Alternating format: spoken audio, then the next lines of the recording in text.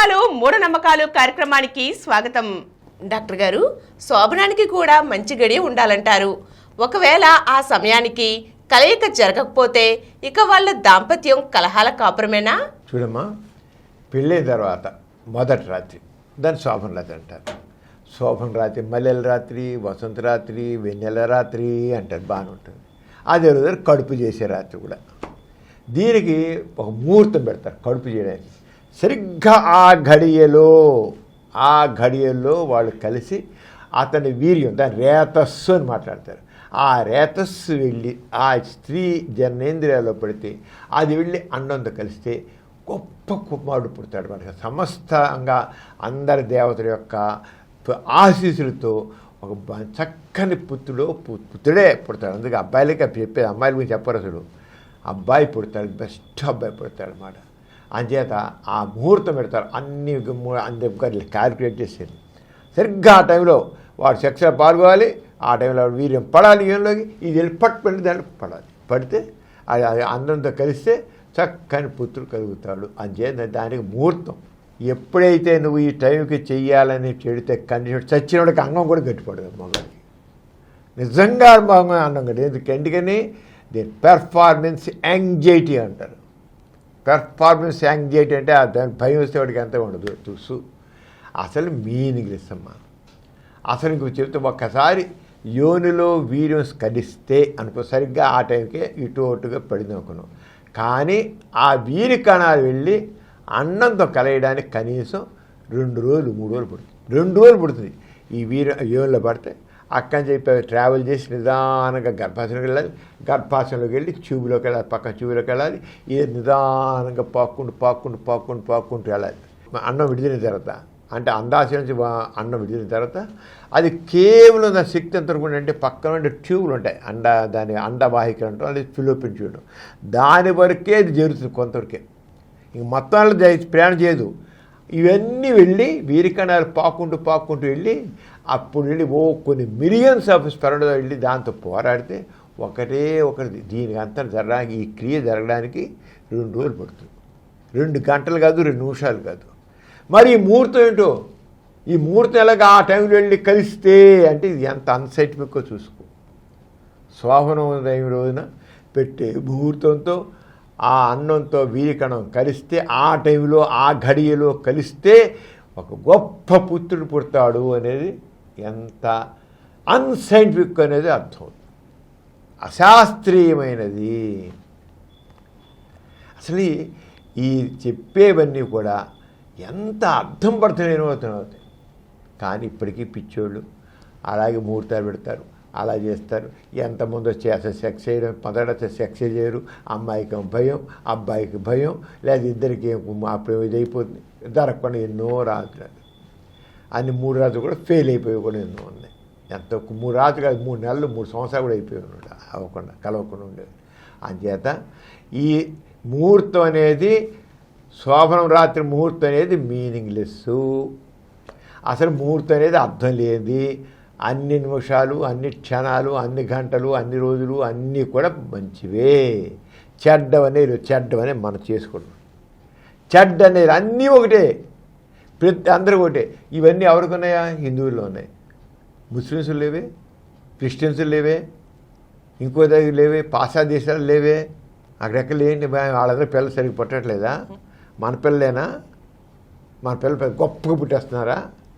ముహూర్తం మీద పుట్టితే మన పిల్లలు గొప్పగా పుట్టారు. పిల్లలు కుక్కలు, పందులు, నక్కలై పుడుతున్నారా? ఏమైనా చూద్దాం, ఆలోచిద్దండి. ఏమైనా తేడాగా ఉన్నారు వాళ్ళు? మనమే చాలా గొప్ప సంతానం కలుగుతుందా? ఎంత ఆలోచిద్దాం. అందుకే మనిషికి ప్రశ్నించే గుణం లేకపోవడంతో, పరిశీలించే గుణం లేకపోవడంతో, పరీక్షించే గుణం లేకపోవడంతో ఇవన్నీ సాగుతున్నాయి. ఇంకా అసలు మామూలుగా కూడా గర్భం రావాలంటే వారాలన్నమాట. ఈ వారాలేంటి? శనివారం, ఆదివారం, మంగళవారం శృంగారానికి మంచి రోజులు కావు. ఏంటి అసలు అర్థం ఉందా? శనివారం, ఆదివారం, మంగళవారం ఈ 3 రోజులట సెక్స్లో పాల్గొనడం మంచి రోజులు కావట. మరి ఏమిటో, మరి అందరూ పాల్గొంటున్నారు. కడుపులో వస్తున్న 5 రోజుల్లో ఏమైపోతుంది? లెక్కటమను ఎంతమందిలో లెక్కట చూడడం ఆ 2 కాదట. అసలు ఇంకా పైగా బహిష్ట అయిన 4వ రోజు కలవగా పుట్టిన వారికి తక్కువ ఆయుధం అంటే తక్కిన బహిష్ట 4వ రోజు అంట కలిస్తే తక్కువ ఆయుధం వాళ్ళ ఆయుష్ తక్కువ ఉండదు ఈ చెప్పేవాడికి ఆ రంగం రాసిన వాడికి బుద్ధి లేదంటారు. అసలు 4 అన్నం విడిది రోజు బహిష్ట 4 అన్నం లేకుంటే అన్నం విడిదిలో స్త్రీలో మెన్సెస్ అయిన తర్వాత మెన్సెస్ రోజుని లెక్కట్టి 14 రోజు నుంచి 16 రోజుల మధ్య అన్నం విడిది రోజు. ప్రతి 8 రోజులకి మెన్సెస్ అయ్యే స్త్రీలో అన్నం విడుదల నెలలో స్త్రీకి ఒక అన్నం విడుదలవుతుంది. ప్రతి స్త్రీకి నెలకు ఒక్క అన్నం విడుదల. ఇన్ని అండాలు ఏం విడుదలవు. నెలకు ఒక్కటే అన్నం, అది కూడా మెన్సెస్ అయిన 14 నుంచి 16 రోజుల మధ్య అన్నం విడుదలవుతుంది. అంతేగాని బయట 4వ రోజు 6వ రోజు 8వ రోజు ఉంటే మరి విడుదలవదు. ఇక్కడ బయట 4వ రోజు సెక్స్లో పాల్గొంటే ఆ పుట్టే ఆయుధం తక్కువ. 5వ రోజు పాల్గొంటే పుట్టే ఆడబిడ్డట బహుసంతానం అవుతుందంట. బాగో పిల్లలు కంటుంటారంట. కుక్క పిల్లలు పుట్టినట్లు పంది పిల్లలు పుట్టినట్టు పుడతాయి. 5వ రోజు అయితే కంటారు. 6వ రోజు శృంగారంలో పాల్గొంటే సామాన్య వ్యక్తి మామూలు వ్యక్తి పుడతారట. 7వ రోజు పాల్గొంటే పిల్లలు పుట్టిన ఆడపిల్ల అంటే ఇంకా ఆవిడకి స్టీగే పిల్లలు పుట్టరు, గొడ్రాలు. ఆడపిల్ల గొడ్రాలు అవుతుందట. ఇప్పుడు పుడితే 7వ రోజు పాల్గొంటాడు. చూడు ఎంత వినేవాడు ఉంటే ఎన్ని అబద్ధాలు చెబుతారో అర్థమవుతుంది. ఇవన్నీ శాస్త్రాలు రాసిన ఇవి శాస్త్రాలు, ఇవి మొఖాల శాస్త్రాలు, ఇవి శాస్త్రాలు రాసిన విషయాలు.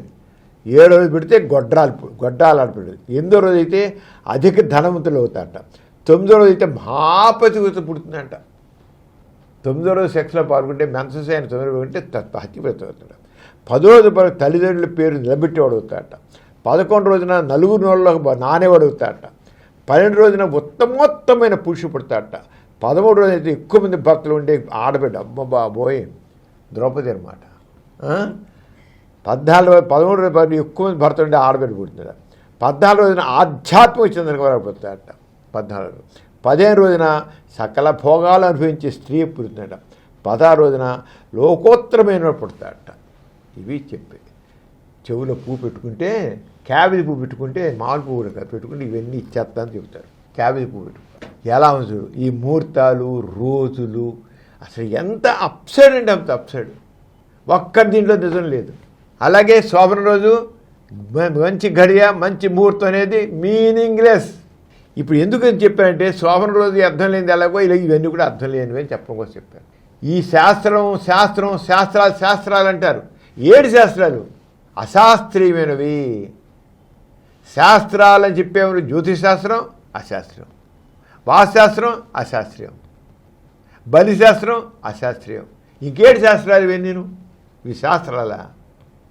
అబ్బత్తు శాస్త్రాలు, బుర్రలే శాస్త్రాలు, పరికరణ శాస్త్రాలు, మనుషులు మూఢంగా ఉంచే శాస్త్రాలు, నిజం కాని శాస్త్రాలు, అబద్ధాల శాస్త్రాలు, అర్థం లేనివన్నీ కూడా. సైన్స్ ముసుగులో వస్తున్న చెత్త. మున్సిపాలిటీ డ్రైనేజీలు కూడా ఇంత చెత్త ఉండదేమో, అంత చెత్త ఉంటుంది. అంచేత ఇవన్నీ అర్థం లేదు. మనిషి కావాలంటే ప్రశ్నించే గుణం కావాలి.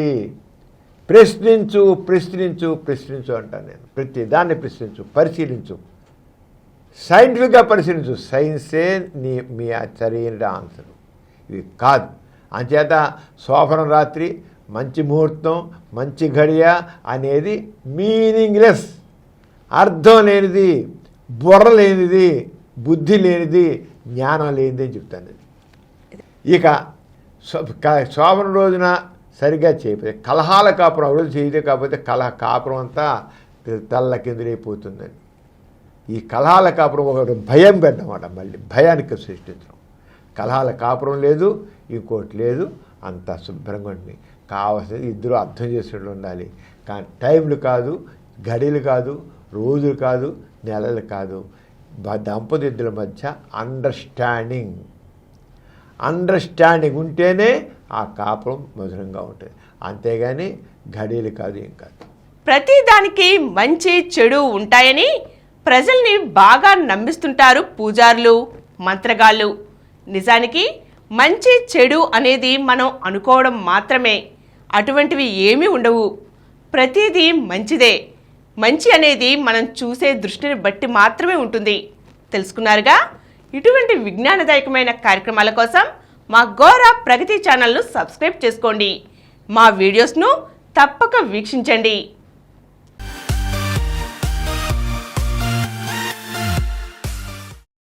ఈ కార్యక్రమం మీకు ఎంతో నచ్చింది కదా?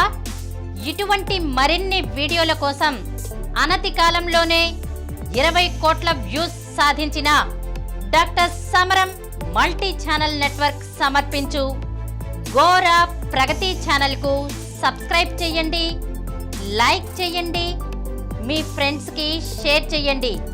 అలాగే ప్రక్కనున్న గంట సింబల్ని ప్రెస్ చేయడం మర్చిపోకండి. Please download Samaram Multi-Channel app and watch your favorite channels from your mobile. App available on Google Play Store and subscribe to the channels.